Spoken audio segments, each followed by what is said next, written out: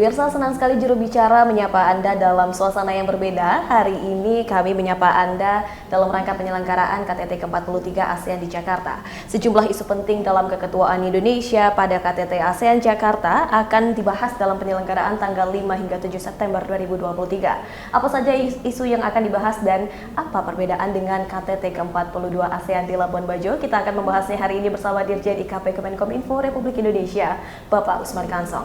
Assalamualaikum Pak Dirjen. Waalaikumsalam Bilkis. Baik Pak Dirjen, senang sekali akhirnya kita sampai pada tahap saat ini begitu Pak, menyambut ASEAN KTT besok ASEAN ya 5 sampai 7 September begitu Pak. Kemudian apa kiranya yang membedakan antara KTT ke-42 yang sudah dilaksanakan di Labuan Bajo dan KTT ke-43 saat ini di Jakarta? Ya, kalau KTT yang ke-42 di Labuan Bajo, yang pertama dari sisi peserta, ya, pesertanya itu kan hanya negara-negara ASEAN, 10 anggota ASEAN plus Timur Leste dan beberapa organisasi internasional.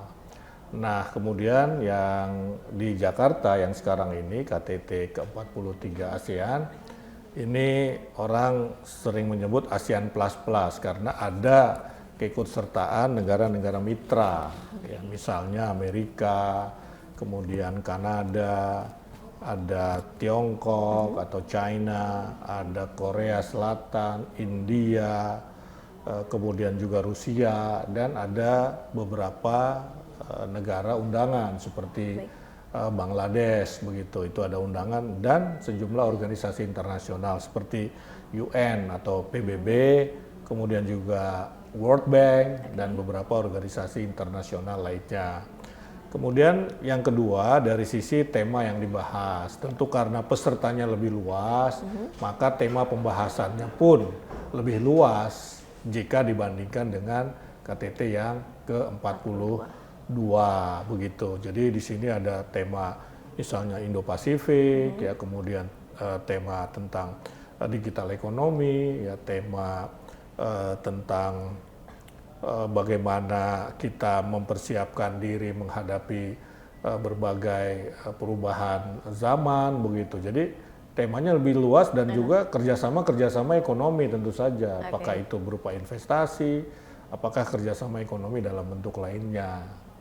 Baik, dengan tujuan ingin menguatkan perekonomian di wilayah ASEAN begitu ya Pak? Iya, betul sekali ya, karena tema kita ini kan ASEAN Matters, Epicentrum of Growth. Jadi kita itu ingin ASEAN makin diperhitungkan.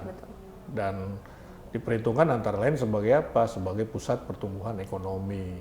Kemudian Pak Dirjen, kiranya isu penting yang akan dibahas dalam penyelenggaraan KTT ke-43 ASEAN yang akan berlangsung tanggal 5 hingga 7 seperti apa? Ya, jadi ada 4 spirit atau ruh ya dalam KTT ke-43 ASEAN. Artinya ada 4 tema besar yang akan kita bahas. Yang pertama adalah bagaimana kita memiliki visi jangka panjang tentang ASEAN. Presiden Jokowi menginginkan adanya semacam roadmap atau visi ASEAN 2045.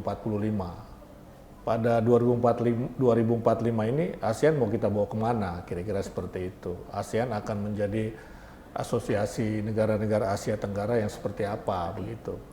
Kemudian yang kedua adalah menjadikan kawasan Indo-Pasifik ini kawasan yang stabil, ya, damai. Nah, dengan stabilitas politik, ya, maka akan kita bisa melakukan berbagai upaya untuk meningkatkan kemajuan ekonomi. Ya, kemajuan ekonomi ini kan bisa kita capai kalau situasinya stabil damai begitu. Kemudian yang ketiga, ya, kita ingin menjadikan ASEAN ini siap menghadapi berbagai tantangan di masa depan. Ya, misalnya tantangan ekonomi, tantangan geoekonomi, tantangan geopolitik, bahkan termasuk tantangan yang sifatnya katakanlah ya pandemi.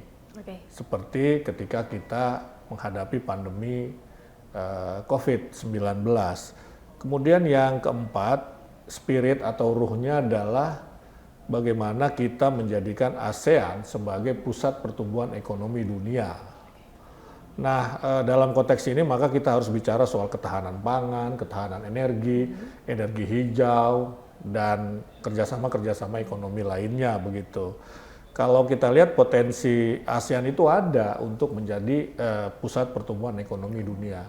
Salah satu modalnya adalah stabilitas kawasan. Kawasan ASEAN itu mungkin adalah kawasan yang paling stabil. Oke, ada kasus Myanmar ya, tetapi saya kira itu kan kasus yang katakanlah dalam negeri Myanmar. Beda misalnya dengan perang Rusia-Ukraina di Eropa misalnya. Itu sudah melibatkan lebih dari satu negara dan semua negara ikut serta di situ. ASEAN itu kontribusi PDB-nya terhadap pertumbuhan PDB dunia itu lebih besar daripada kontribusi PDB negara-negara Uni Eropa terhadap dunia begitu. Jadi ada potensi itu begitu. Oke, sudah terlihat ASEAN memiliki potensi untuk mencapai hal itu. Jika itu dalam lingkup besar ASEAN, bagaimana dengan Indonesia sendiri begitu Pak Dirjen? Apa langkah apa yang sudah mulai dilakukan oleh Indonesia untuk bisa mencapai visi besar pada 2045 tersebut? Iya, jadi kita sudah mulai melakukan FGD ya, untuk menyusun visi ASEAN 2045.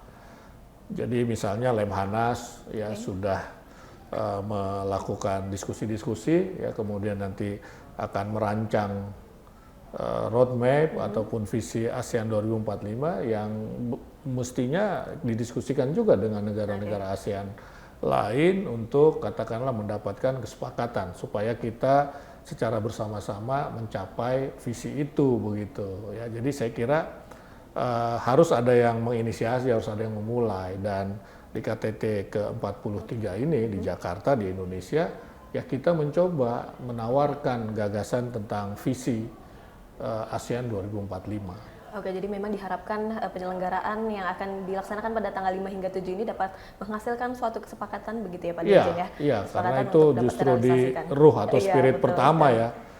Bisa kita hasilkan, kita sepakati visi jangka panjang ASEAN. Betul sekali.